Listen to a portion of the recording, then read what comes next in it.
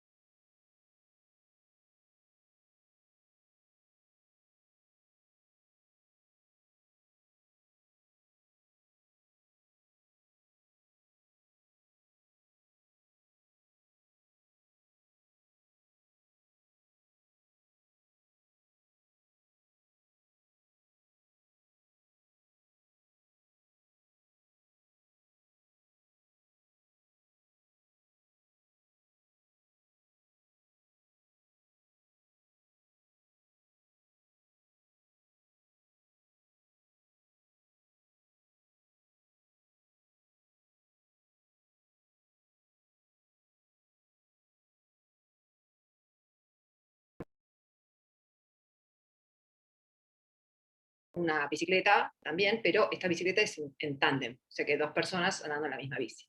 Entonces, para poder andar en tándem, uno no necesita aprender a andar en bicicleta de nuevo, sino que simplemente tiene que adaptarse, adaptar, digamos, sus conocimientos que aprendió en una bicicleta normal para andar en una bicicleta en tándem.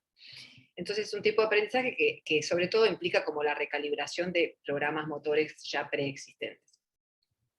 Entonces, como le dije, estos dos tipos de aprendizaje son muy complementarios, y la adaptación motora es muy importante para, digamos, adaptarse a todas las perturbaciones normales del entorno en el que vivimos, y para que las habilidades motoras que aprendemos estén estables, digamos, ¿no? Y se puedan llevar a cabo. Bien, estos son otros ejemplos de adaptación con los que lidiamos cotidianamente, como tener que sacar con mayor viento o caminar en una superficie que se congela, como ocurrió mis 10 años en Canadá. Entonces son tipos de aprendizaje que realmente se usan cotidianamente. En el laboratorio se estudian empleando paradigmas experimentales específicos, y que son bastante más sencillos para poder cuantificar, digamos, el aprendizaje, distintas variables dinámicas y cinemáticas. En el caso del aprendizaje de una habilidad motora, uno de los aprendizajes más estudiados en humanos es el aprendizaje de una secuencia motora, o motor sequence learning en inglés. Entonces, en general esto se hace con la mano no dominante, ¿no? Con la izquierda en la mayoría de los humanos, y lo que hacen es simplemente aprender a practicar con la mano una secuencia de 4 dígitos en este caso, que se hace 5 veces. En el caso de la adaptación motora, hay distintas versiones. En este caso lo que hablamos de la adaptación visuomotora, y lo que ocurre en este caso, que es algo que usamos bastante también en el laboratorio, el sujeto tiene que hacer un movimiento de alcance desde un punto de partida hasta un target visual, digamos, y se lo hace en este caso con un joystick, o se puede hacer con el brazo, ¿no? Entonces, ¿qué es lo que ocurre en la pantalla? Inicialmente va a haber algo de este tipo, que es en el baseline, en el que lo que se ve es que el cursor que maneja, que representa su brazo, digamos, en la pantalla, el sujeto no ve su propia mano, va en la misma dirección que su mano, ¿sí? Entonces yo muevo hacia adelante el cursor, el joystick, y el cursor va hacia adelante también. Luego lo que hacemos es introducir una perturbación. Como les decía, este tipo de aprendizaje involucra el adaptarse a una perturbación externa. En este caso, en el aprendizaje visomotor, muchas veces la perturbación es una rotación óptica. Entonces, si la mano va hacia adelante, el cursor va, por ejemplo, 40 grados hacia la izquierda. Entonces, lo que se va a ver en la pantalla es que el cursor no está macheando, digamos, la dirección de la mano. Eso es lo que se ve inicialmente. Pero luego, una vez que se adaptó, el sujeto aprende a compensar esta perturbación para que el cursor vaya al target, porque las instrucciones que nosotros les damos es, ustedes siempre tienen que pegarle con el cursor al target. Y esto, aunque no lo parezca, es un tipo de aprendizaje que tiene un componente implícito muy importante. Con esto lo que quiero decir es que muchas veces los sujetos no detectan que hay una perturbación, porque uno puede introducir una perturbación de 30 grados, no lo detecta, cree que es su propio error, y sin embargo se adaptan. Esto es más o menos una ilustración de lo que serían las trayectorias si tuviéramos 8 targets distintos. Una vez que introduzco la perturbación, se ve que están bien perturbadas, y hacia el final lo que se ve es que se logra alcanzar el mismo nivel de trayectoria, digamos, que se observaba en el baseline. ¿Sí? Bien. ¿Cómo se pueden cuantificar este tipo de aprendizaje? En este caso, con la velocidad de tapping de la secuencia, ¿no? A qué velocidad se genera la secuencia. Y uno puede ver los cambios que ocurren durante la adquisición y después los cambios que ocurren overnight, ¿no? Luego del sueño. Entonces, en este caso lo que se ve es que el sueño beneficia al aprendizaje de una secuencia motora comparado con la vigilia. Y en el caso de la adaptación, bueno, también tenemos curvas de aprendizaje en el que graficamos la velocidad angular, en este caso, perdón, el error angular entre estos dos, digamos, en función del tiempo. Entonces acá lo que vemos simplemente sería una primera sesión de aprendizaje y después una segunda sesión en la que bueno, se llega a adaptar un poquito más. ¿Sí? Esto simplemente para que se familiaricen más o menos con las curvas que les voy a ir mostrando. Bien, si tienen alguna duda, me preguntan. ¿Están todos ahí todavía? Claro, gracias. Sí. Bueno, entonces, esos son los paradigmas que más se usan para tratar de entender el aprendizaje motor, y son dos paradigmas que usamos en el lab también bastante. Nosotros tenemos 3 líneas de investigación principales, que son en las que me voy a focalizar hoy. Por un lado, nos interesa tratar de entender cómo ocurre la consolidación del aprendizaje motor en humanos durante la vigilia. Entonces les voy a mostrar algunos experimentos que apuntan a eso. Por otro lado, también nos interesa ver si es que existe una consolidación dependiente del sueño de las memorias motoras. Este es un tema que se ha debatido durante mucho tiempo, y vamos a ver que nosotros tenemos ahora evidencia de que eso ocurre, porque hasta hace poco solo se creía que la consolidación, que las únicas memorias motoras que se consolidaban era el aprendizaje de una habilidad motora, como el aprendizaje de una secuencia que les mostré recién, pero nosotros lo que vimos es que también se pareciera haber un efecto del sueño sobre el aprendizaje, sobre la adaptación sensoriomotora. Y otra línea que últimamente nos está interesando mucho tiene que ver con la plasticidad estructural inducida por el aprendizaje motor. Y con esta línea tiene más que ver con lo que sería resonancia magnética y el uso de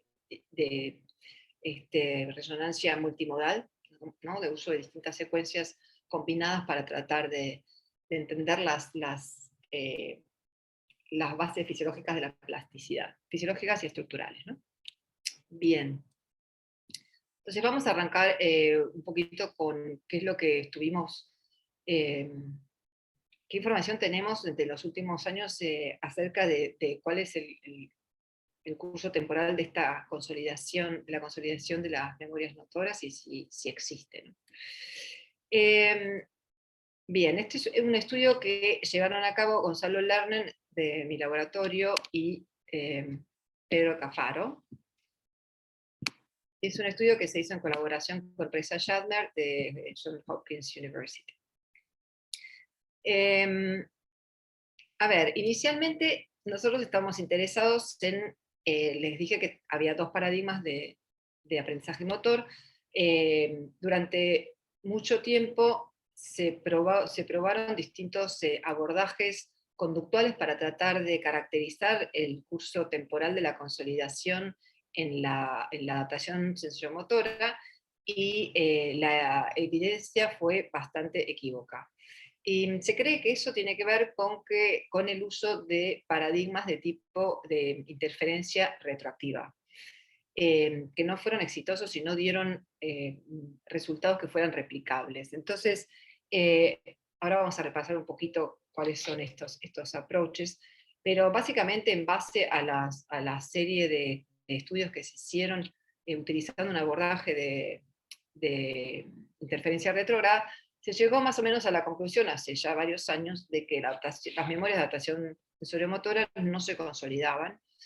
Bueno, no había evidencia para apoyar eso, mientras que las memorias mientras el aprendizaje de una habilidad motora, en particular lo que tiene que ver con una secuencia motora, sí se consolida. Entonces, déjenme mostrarles, bueno, los dos abordajes que se usan normalmente para estudiar la consolidación el curso temporal de la consolidación de la memoria para cualquier tipo de memoria, declarativa o no declarativa, como es el caso de la memoria motora. Entonces, en los abordajes retroactivos, lo que se hace es se aprende una tarea A.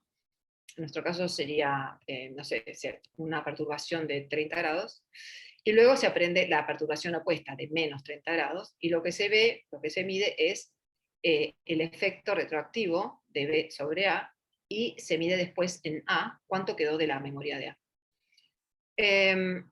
Y en la memoria anterógrada, perdón, la interferencia anterógrada proactiva, lo que nos interesa es ver la interferencia de A sobre B, y lo que se mide es la pérdida de B ante el aprendizaje de A, ¿sí? Porque la idea acá es que A va a ocupar, digamos,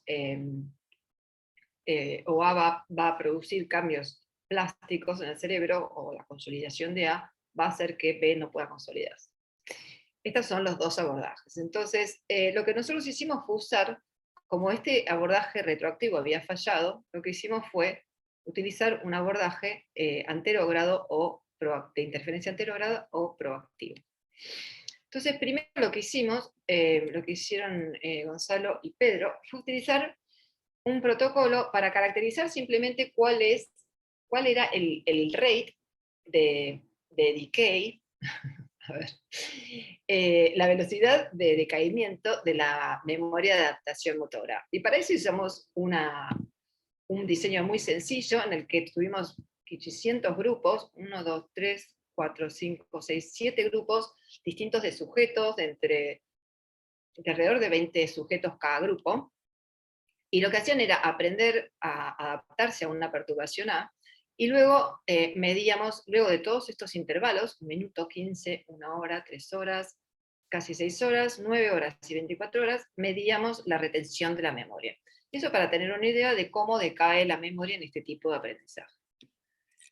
Que es algo que hasta el día de hoy nadie hizo, insólitamente. Entonces, esto es lo que nos dieron los resultados cuando medimos la retención en estos intervalos, después de estos intervalos.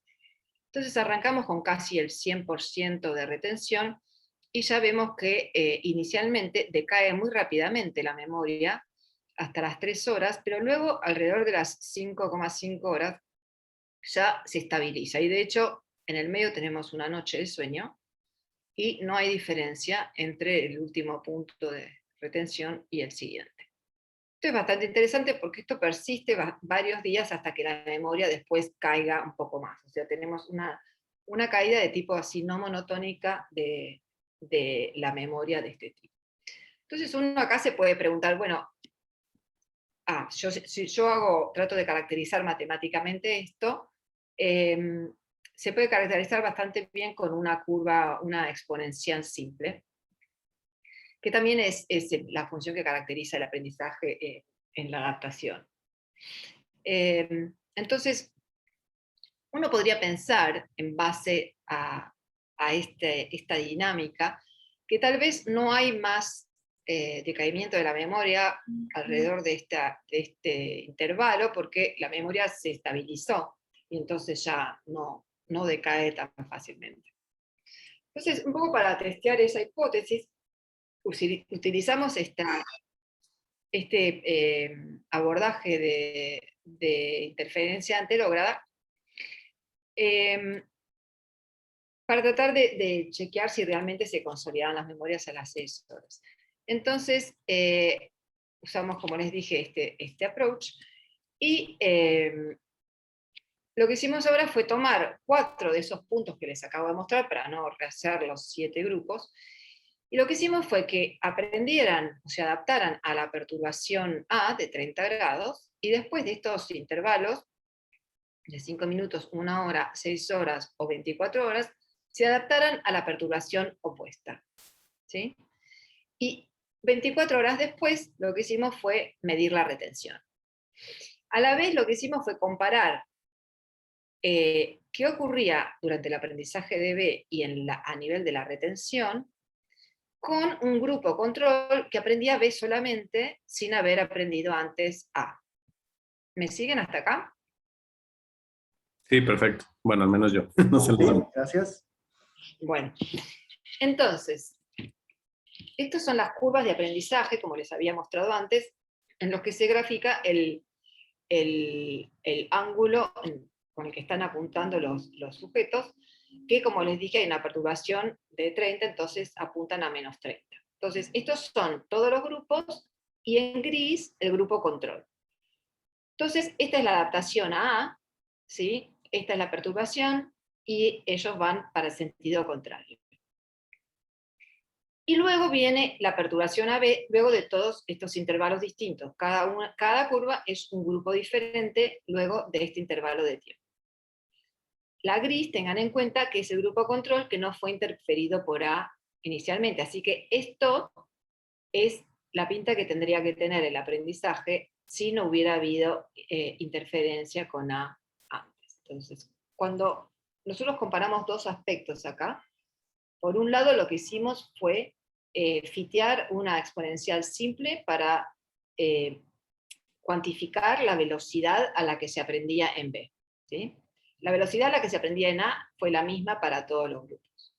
Cuando miramos la velocidad a la que se aprendía en B, esto es lo que encontramos. Tengan en cuenta que este es el grupo control que no tuvo interferencia, y estos fueron los grupos experimentales. Entonces, lo que se puede ver es que tanto el grupo que tuvo un intervalo entre las dos perturbaciones de 5 minutos como el de 1 hora, estuvieron afectados respecto del grupo control.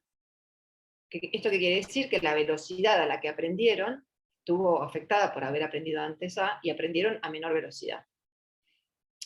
Todos llegaron a la misma síntota, pero aprendieron a menor velocidad. Y a partir de las 6 horas ya no hubo diferencias significativas respecto del control. ¿Sí?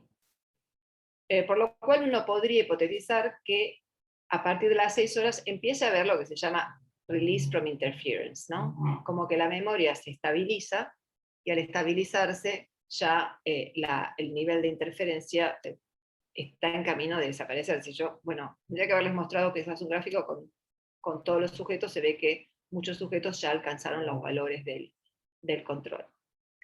Y por otro lado, lo que le quiero mostrar es qué pasa con la retención, que es medida 24 horas más tarde del aprendizaje de B, ¿sí? Como dice acá.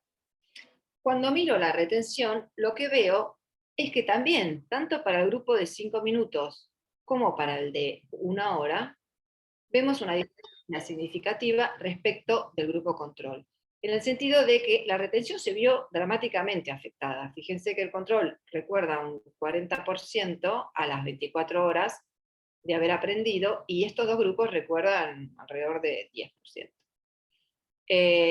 Y ya a las 6 horas es el momento, nuevamente, como el breaking point, a partir del cual consideramos que se empieza a liberar la memoria de la interferencia anterógrada, y las 24 horas tampoco difieren del control. ¿Sí?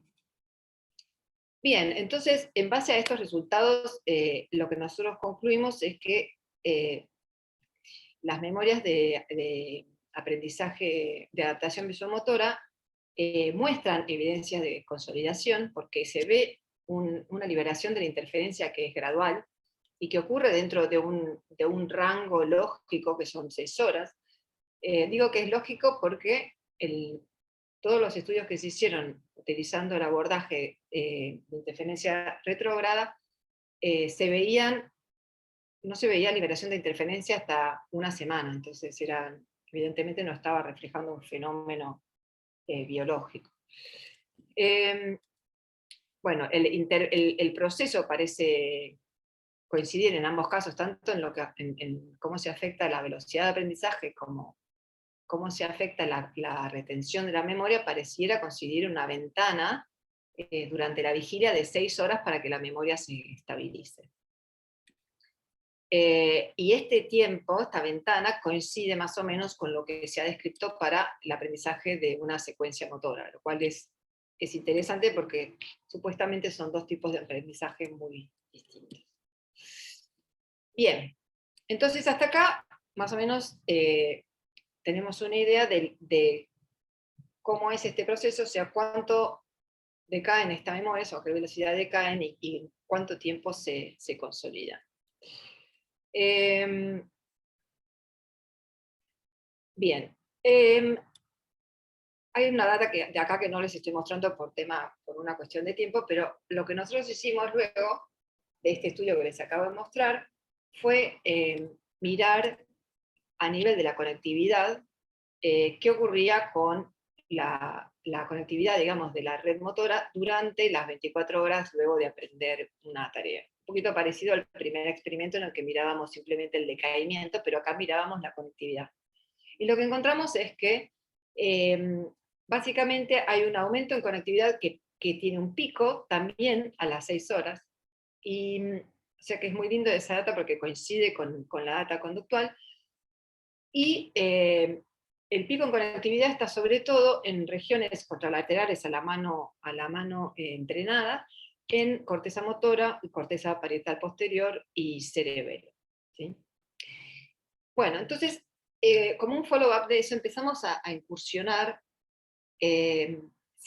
o a preguntarnos si el sueño tenía un rol también en la consolidación de este tipo de aprendizaje. Y el motivo por el que nos interesó es porque hasta ahora, como les mencioné antes, se sabía que el sueño tenía un efecto en el aprendizaje de una secuencia motora, que también sabemos que es un tipo de aprendizaje que tiene un componente explícito importante. Entonces, mucha gente decía que las memorias de tipo adaptativo, que tienen un componente mucho más, donde el componente implícito es mucho más fuerte que el explícito, porque es algo que uno use una perturbación muy obvia, puede no enterarse que la perturbación está aplicada.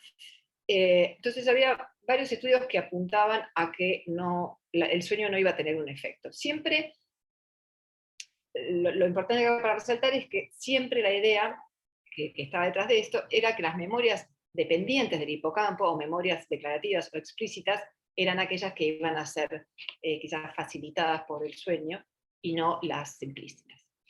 Entonces nos interesó tratar de profundizar sobre este tema, y bueno, dentro del grupo de mi laboratorio empezamos una línea de investigación para trabajar con electroencefalografía en sueño, hace no mucho, 5 años.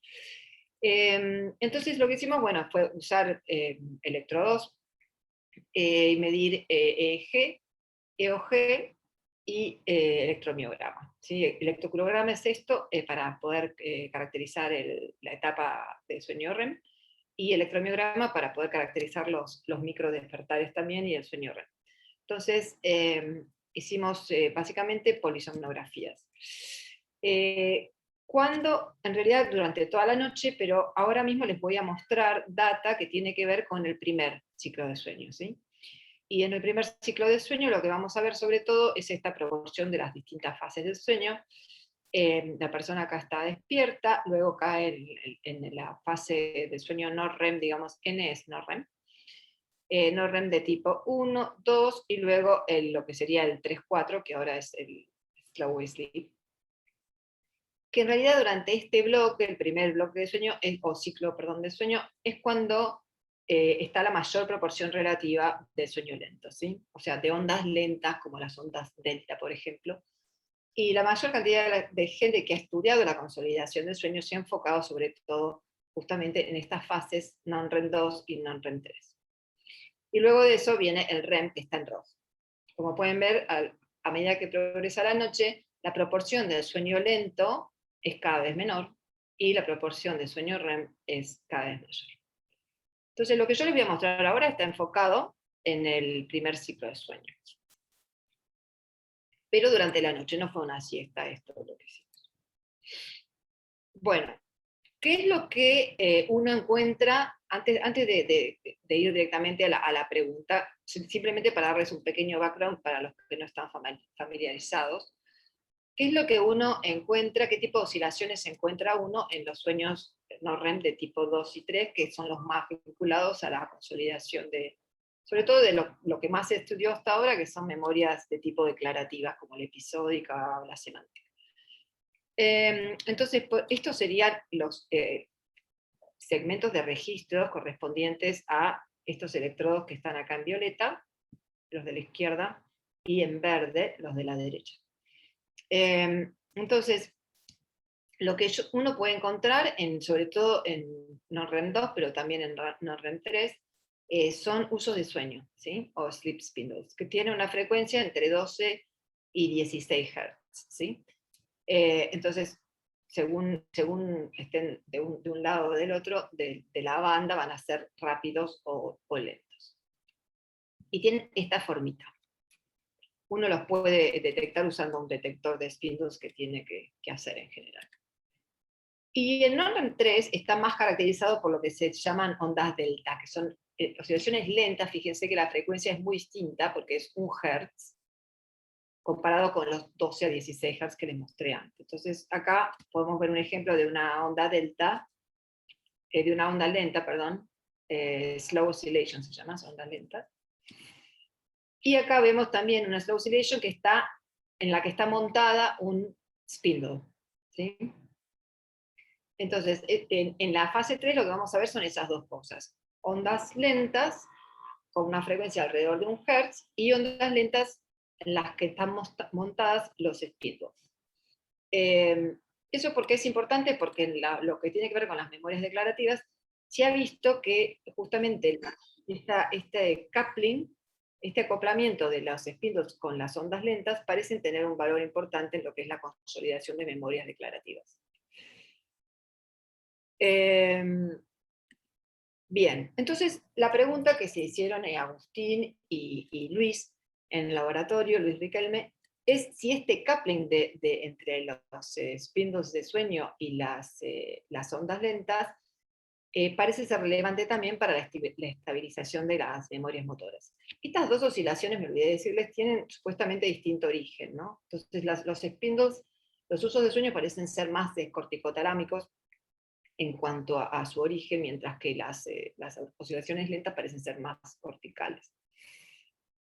Bien, entonces lo que hicimos, inicialmente nos preguntamos si el sueño influye sobre la retención, digamos, de la memoria de adaptación motora, que fue la que les conté antes. Entonces lo que hicimos fue un experimento en el que tuvimos dos grupos distintos de sujetos, y unos se entrenaron muy temprano a la mañana, y el otro grupo se entrenó justo antes de irse a dormir. Y luego hicimos una polisomnografía, ¿sí? Y después al día siguiente hicimos un test para ver cuánto retenían, digamos, de lo que habían aprendido en cada uno de ellos, también o sea, 24 horas después del momento del entrenamiento, y también quisimos ver cómo persistía esa memoria a los 15 días. Este es un dato que antes no les mostré, cómo decae la memoria más allá de las 24 horas. Bueno, entonces, acá donde dice BMA, los sujetos practicaban la tarea de adaptación. Y acá dormían y les registrábamos su actividad cerebral. Entonces, como les dije, se iban a dormir más o menos 10 minutos luego de que hubieran realizado la tarea con los electrodos puestos. Bueno, y acá se hacían tests, como les dije, al día siguiente y a los 2 semanas. Bien, entonces, estos son los resultados conductuales. Esto simplemente para mostrar que el aprendizaje en ambos casos, en ambos grupos, fue muy similar y no hubo diferencias significativas. Pero cuando miramos la retención, lo que vemos es que en el grupo que aprendió a la mañana, que es este de acá, que está en rojo, es 14 horas porque pasaron 14 horas hasta que durmieron. Vemos, fíjense el test 1, hay una retención de la memoria del 40 y pico %, ¿sí? Y fíjense que esta es la diferencia a los 14 días. Entonces hay un decaimiento de, no sé, un cuarto más o menos de lo que se retuvo 2 semanas antes, ¿sí? Que cae mucho menos, la velocidad de decaimiento es mucho menor a lo que vimos durante el primer día. Pero cuando miramos el grupo que aprendió e inmediatamente se fue a dormir, lo que vemos es que la retención es bastante mayor. Sin embargo, la persistencia de la memoria cae a nivel similar, digamos, proporcionalmente de lo que ocurre en el grupo que aprendió lejos, digamos, del sueño. Entonces, bueno, en base a estos resultados, nosotros podemos concluir que, por más que la adaptación sensoriomotora es un tipo de aprendizaje que tiene un componente implícito más importante que lo que sería el aprender una secuencia motora que se aprende inicialmente de memoria, hay un beneficio, parece haber un beneficio del sueño importante porque la retención aumenta significativamente. Bien. Entonces, con este resultado dijimos, bueno, vamos a incursionar para ver si en este tipo de aprendizaje, que también se supone que es más implícito, encontramos esta modulación del CAP entre el acoplamiento de los spindles y las ondas lentas que se ve que es bien característico de las memorias de tipo declarativo. Entonces hicimos un segundo experimento en el que los mismos sujetos fueron su propio control, vinieron en sesiones distintas al laboratorio, separadas de una semana, y lo que hicieron fue, a la hora, igual que el grupo de 10 minutos, que entrenaban y enseguida se iban a dormir, porque vimos que ese era más robusto en cuanto al efecto beneficioso del sueño, entrenaron, entrenaron y al día siguiente medíamos la retención de la memoria. Un diseño bastante sencillo, pero tengan en cuenta que después venían una segunda sesión, y hacían la versión control de esta, que es entrenar sin ninguna perturbación de 30 grados, como usamos normalmente. Y el orden de las dos condiciones fue randomizado, ¿sí? Entonces, algunos aprendieron la condición control primero y los otros la condición en la que había una perturbación. Entonces, lo primero que hicimos fue calcular la densidad de spindles, ¿no? De usos de sueño, en non-REM 2 y en non-REM 3. Lo que nosotros ya sabíamos es que en el caso del aprendizaje de una secuencia motora, en general hay una modulación significativa de los spindles en la fase non-REM 2. Pero nosotros encontramos que en este tipo de aprendizaje es la non-REM 3 la que está más modulada. Y cuando hacemos una distinción entre los spindles rápidos y los lentos, vemos que son los rápidos los que están más modulados por el sueño, ¿sí? Si ahora vemos cuál es la distribución espacial en base a los electrodos que nosotros usamos, lo que vemos acá es en la columna primera la condición de adaptación, en la segunda la condición control en la que no tienen la perturbación, y la tercera, lo que les estoy mostrando es la proporción, o sea, el cambio proporcional del aprendizaje en relación a la condición control, que es el mismo sujeto. Y fíjense que el único caso donde hay un efecto significativo del aprendizaje es para non-REM 3, que es en este caso, y para los fast spindles o los usos de sueño rápidos. Como se puede ver, el cambio ocurre contralateral a la mano entrenada y un poco también en la región frontal. Entonces, estos son los electrodos que parecen estar más modulados por el sueño durante la fase non-REM 3, y en particular serían los usos de sueño rápidos. Esto es algo que es bien característico también de las memorias de tipo declarativo.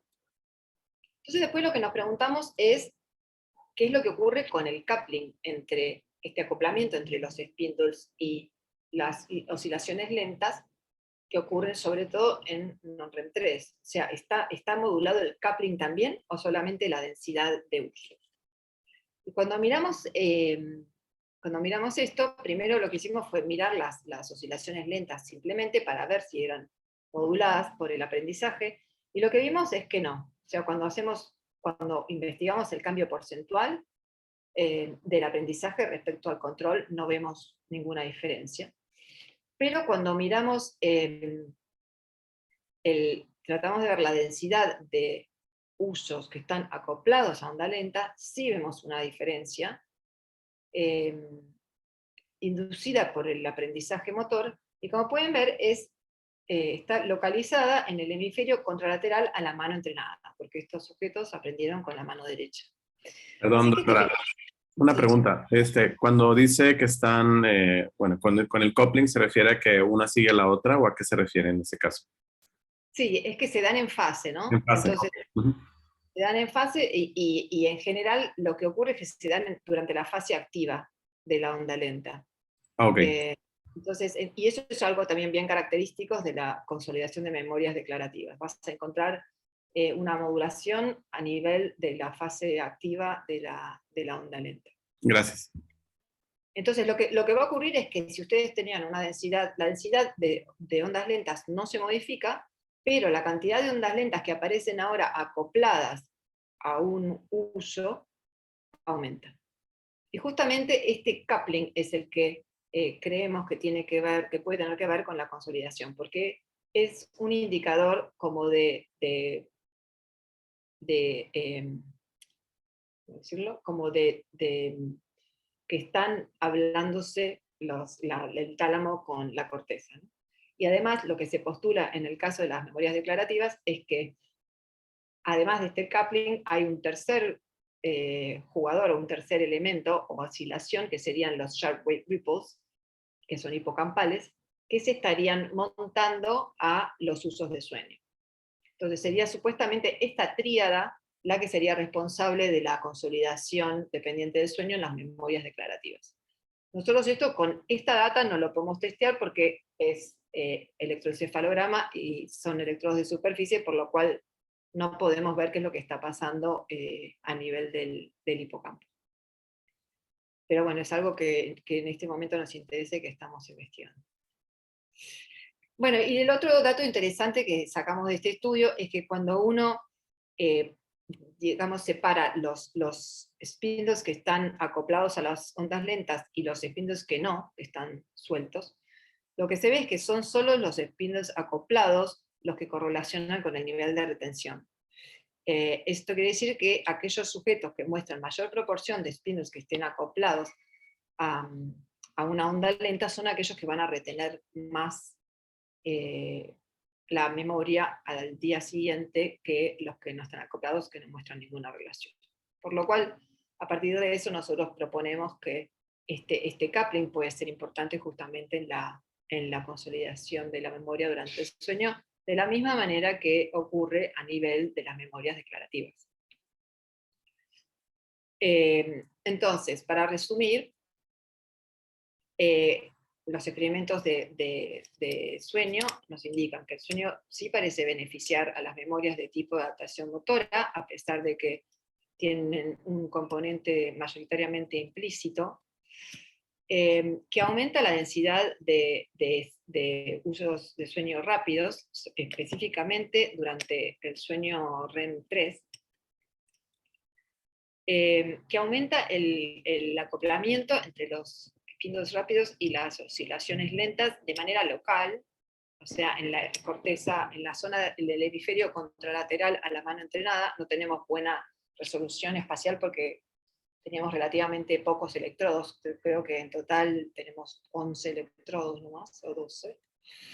Así que no se puede definir mucho. Pero sí podemos definir que es el hemisferio izquierdo contralateral a la mano entrenada, que solo los usos acoplados a una oscilación lenta predijeron la memoria a largo término. Bueno, y que como les decía recién, este mecanismo es un mecanismo que es interesante porque, digamos, los resultados son interesantes en el sentido de que parecen sugerir que quizás el mismo mecanismo que tiene lugar en la consolidación del sueño de las memorias declarativas también ocurre en las memorias de tipo procedurales. Bien. ¿Y tienen alguna pregunta hasta acá? A ver, ¿preguntas? No, gracias. Yo nada más de la perturbación, Sí, la Domingo. descubrí, ¿la descubrían? O sea, o se trataba de que no la descubrieran, que fuera imperceptible para el sujeto. Mira, era una perturbación de 30 grados, así que en realidad lo que pasa ahí, nosotros hacemos un debriefing al final y les preguntamos. La mayoría de los sujetos no se da cuenta que tiene una perturbación, no está hecha a propósito, pero cuando uno hace pointing y no estás haciendo reaching, es más difícil detectarla. Entonces, la mayoría de los sujetos cree que es su propia variabilidad. Algunos la detectan, pero la mayoría cree que es su propia variabilidad. Pero bueno, o sea, no está hecha para que no se detecte, digamos. Uno podría haber hecho una perturbación gradual, que en ese caso se puede no detectar. No es el caso, pero el debriefing indicaría que la mayoría no la detecta. Gracias. Gracias. ¿Alguna otra pregunta? Si no, continuamos. Vale. Bueno, y la tercera línea de investigación tiene que ver con lo que es la plasticidad estructural inducida por el aprendizaje motor. Y acá también es algo que digamos, nuevamente se relaciona con lo que acabo de decir recién desde otro punto de vista, pero apunta a la misma pregunta, que es, a nosotros nos hace un poquito de ruido la división que hay tan ortogonal entre memorias declarativas y no declarativas, ¿no? Creemos que por más que haya sistemas de memoria, quizás el pensar que los mecanismos sean tan diferentes no es algo muy económico para el sistema nervioso. Entonces, este último punto también tiene que ver con un poco el ver si las estructuras que son clásicamente relacionadas con el aprendizaje declarativo pueden tener un rol en el aprendizaje de tipo no declarativo. Y este es un estudio que hicimos en este caso, con el paradigma de aprendizaje de una secuencia motora. Les quiero dar un dato importante de esto. Esta información fue descubierta por el grupo de Leo Cohen en el NIH. Si yo grafico, en este caso, esta es la curva típica de aprendizaje de una secuencia motora, ¿no? En función del tiempo, acá están graficando tapping speed en función del tiempo, y hago un zoom en la primera porción. Lo que van a ver acá es la velocidad de tapping, y lo que pueden ver es que la mejora en la velocidad de tapping ocurre entre los bloques de práctica, ¿sí? O sea, durante el bloque de práctica en sí no hay una gran mejora, sino entre bloques de práctica. Entonces, ellos caracterizan el aprendizaje durante la práctica y entre bloques, y se dan cuenta que hay los gains, la ganancia ocurre entre bloques, o sea, durante los periodos de rest. Y a eso lo llaman micro offline gains, ¿sí? Y a la ganancia que ocurre durante la práctica la llaman micro online gain. Si yo grafico en función del tiempo al micro online gain y al micro offline gain, y en negro a la ganancia total, lo que veo es que la ganancia total del aprendizaje está explicada por el micro offline gain. ¿Qué quiere decir esto? Esto es la misma información. ¿Qué quiere decir esto? Quiere decir que el aprendizaje que la ganancia en este tipo de aprendizaje ocurre durante los periodos de reposo, no cuando el sujeto está practicando. ¿Ok? Bien, este fenómeno es un fenómeno interesante. ¿Por qué? Porque un poco recuerda a la reactivación de la memoria que ocurre en las ratitas cuando están aprendiendo una tarea de memoria espacial, ¿sí? Un laberinto, por ejemplo.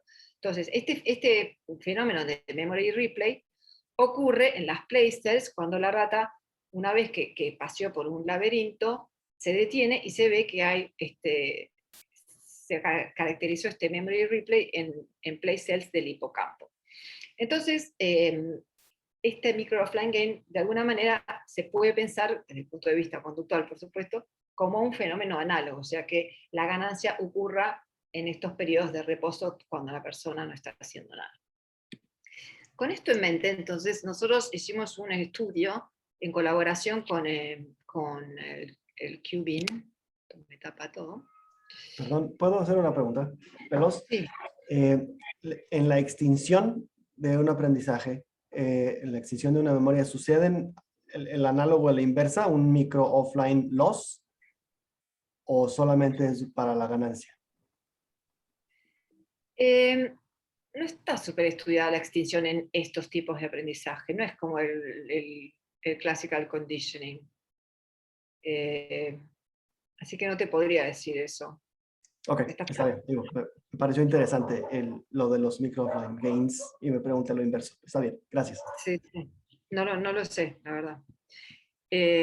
Bueno, entonces esto fue una colaboración con la Quebec Brain Imaging Network y Labman. Creo que es cuando yo era todavía chair de Labman. Bueno, entonces hicimos en conjunto con Julien Bayon, Jorge Harmony y Jorge Hovisic. Y lo que hicimos fue, la llevó a cabo Florencia Jacobacci con Gonzalo Lerner. Lo que hicimos fue un approach multimodal de resonancia en el que usamos BOLD y difusión. Las imágenes de difusión, lo que hicimos fue aplicarle el modelo de DTI, que ustedes conocerán, y en particular lo que nos interesó fue cuantificar la difusividad media. ¿Por qué? Porque existen unos estudios del grupo de Yanni Basaf en los que ellos mostraron que la difusividad media, esto es un estudio que hicieron en animales y en humanos, la difusividad media, la disminución de la la disminución de la difusividad media se relaciona con un aumento en la hipertrofia glial. Entonces, perdón, ahora voy a volver sobre ese punto, pero por ahora quédense con que usamos la secuencia de tipo BOLD para caracterizar activación durante el aprendizaje y luego la secuencia de difusión siguiendo este protocolo. Entonces, los mismos sujetos vinieron en distintas sesiones, también en el orden randomizado. En cada sesión tenían primero se obtenía una imagen de difusión, luego aprendían una secuencia motora con la mano no dominante y se los escaneaba usando la secuencia BOLD. 30 minutos más tarde se obtenía otras imágenes de difusión y a las 24 horas una más. En la sesión control hacían una tarea control que no suponía el aprendizaje de una secuencia, sino apretar un botón con el mismo display visual, pero sin seguir una secuencia. Y después lo mismo, a los 30 minutos una adquisición de difusión y la última a las 24 horas. Bien, entonces este es el diseño de BOLD, que es el típico boxcar, súper conocido supongo por ustedes, en el que el sujeto arrancaba con una sesión de res y después practicaba la tarea en el task y luego reposo, práctica, reposo, practica, reposo. Bueno, entonces lo que hicimos fue primero mirar el típico contraste task menos rest para ver cuáles eran las regiones más activas durante la ejecución, y no nos encontramos con nada nuevo, o sea, activación, sobre todo, acá tenemos, está bien esto, en la corteza motora y somatosensorial derecha, porque hacían la tarea con la mano izquierda, cerebelo, supplementary motor area, y bueno, y un poquito de parietal. Y putamen. Bien, lo mismo que se sabe desde el 94. Pero cuando miramos el contraste de rest versus task, para ver qué es lo que pasa en el cerebro de los sujetos en estos periodos de reposo en los que se observa la ganancia conductual, lo que vimos es que había un aumento de actividad tanto a nivel del precuño como a nivel del hipocampo. Y esto es en el hipocampo izquierdo. Todo esto es un estudio, perdón, un análisis de whole brain, ¿sí? Con SPM corregido por comparaciones múltiples. Estas fueron las únicas dos regiones que aparecieron muy robustamente activas. Y si uno mira el curso temporal de esto, es bastante impactante, porque realmente durante la tarea, esto es lo que hace la señal Bolt, esto está graficado para el hipocampo. Esto es lo que ocurre en el hipocampo durante la tarea, y en el momento en que empieza el rest, sube. Bueno, a nosotros nos pareció bastante intrigante, digamos, este resultado. Y cuando lo que hicimos fue, como esto, digamos, el aprendizaje ocurre en esta curva, digamos, inicialmente tenemos un aprendizaje importante, con ganancias importantes, que después se estabiliza al llegar a la asíntota. Lo que hicimos fue partir la curva de aprendizaje y miramos la primera fase de aprendizaje versus la última, en la que el sujeto ya alcanza la asíntota.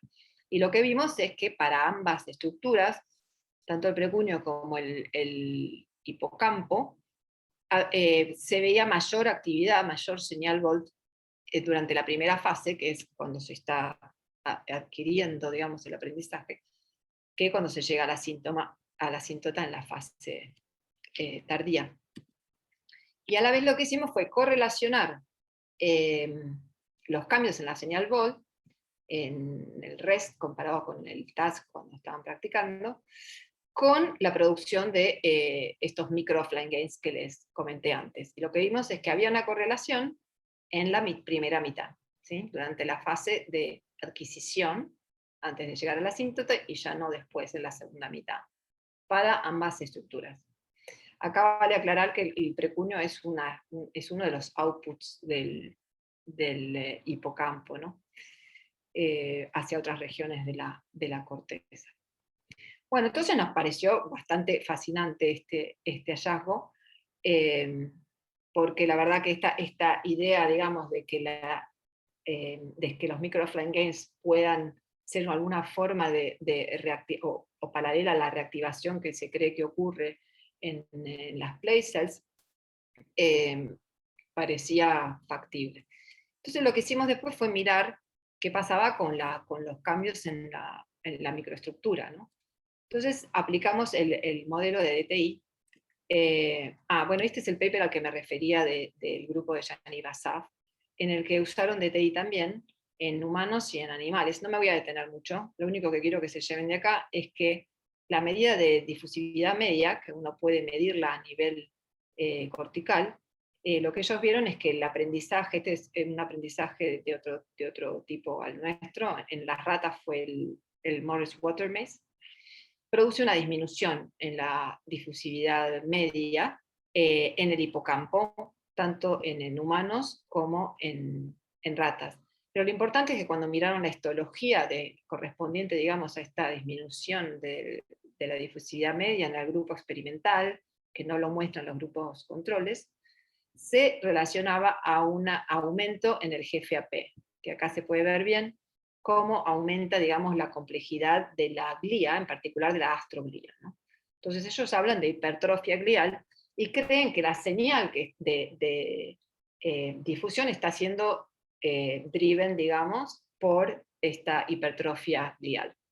Entonces nosotros, siguiendo, digamos, este estudio, lo que hicimos, bueno, lo que proponen es que esta disminución de la difusividad media, ellos dicen que es una medida de difusión en el espacio intersticial, está asociada con la hipertrofia astrocítica, que sería como un marcador indirecto de plasticidad tipo LTP.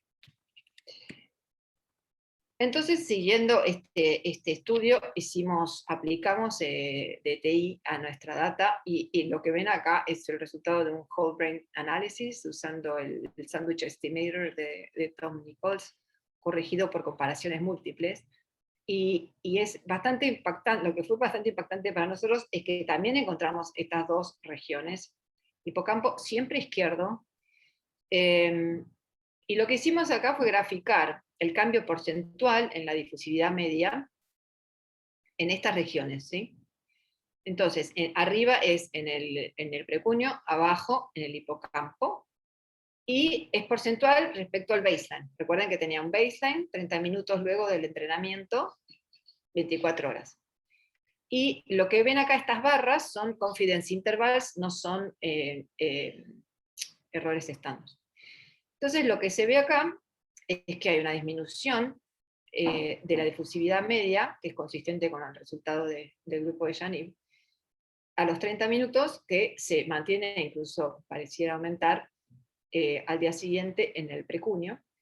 Y en el hipocampo también hay una disminución producida por el aprendizaje de la secuencia motora comparada con el grupo control, que se revierte a las 24 horas. ¿Qué quiere decir este aumento a las 24 horas? No tenemos idea, y es algo que estamos investigando ahora, hopefully usando el Connectome de MGH.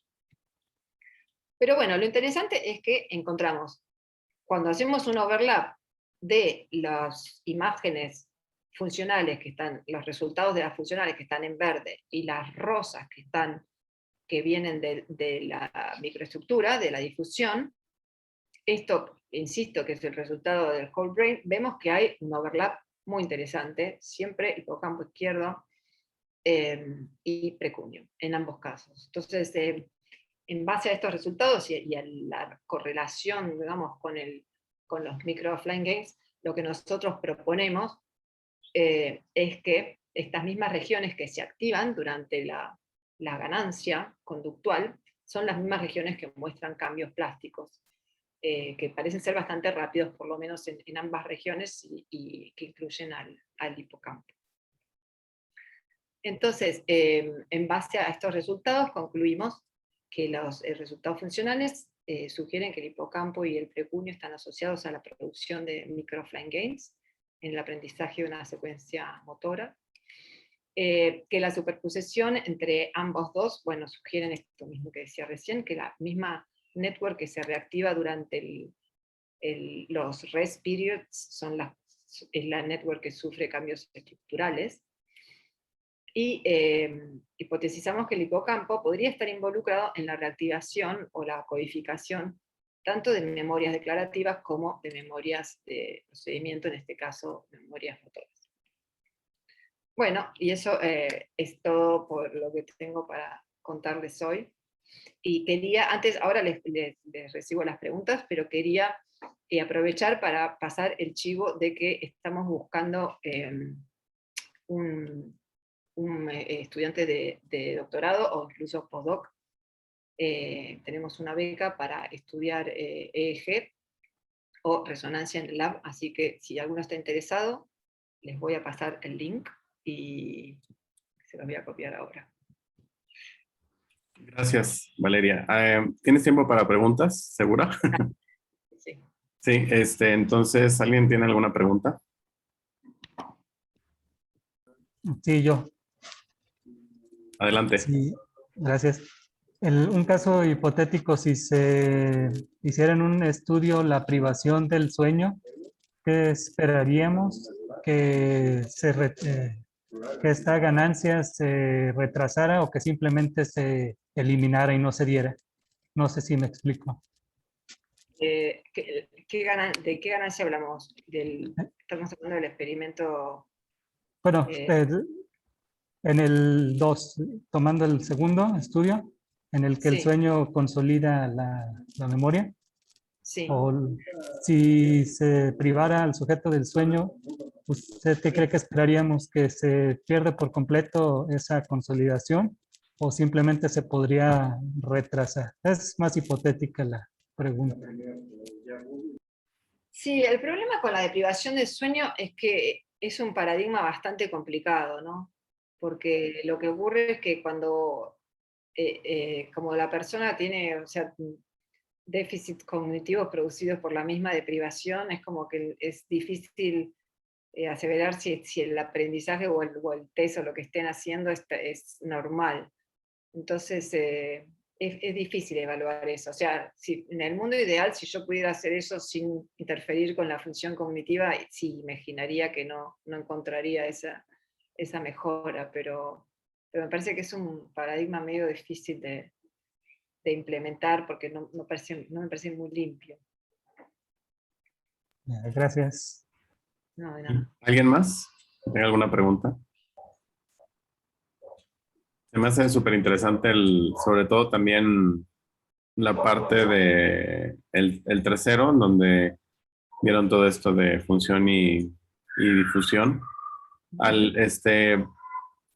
¿Alguna otra medida que vayan a querer hacer en el futuro? Digamos, por ejemplo, espectroscopía con respecto a a este efecto, por ejemplo. Lo que queremos hacer ahora es, a partir de estos resultados, contactamos a la gente del Connectome para ver si podemos usar justamente el Connectome para aplicar modelos que sean más complejos que el DTI y tratar de identificar, digamos, cuál es el compartimiento que está sufriendo, digamos, la plasticidad estructural. Y entonces hay un modelo que es el SANDI de Marco Palombo, que es el que queremos aplicar. Entonces, para eso necesitamos data multishell, y en ese sentido el Connectome es ideal para eso.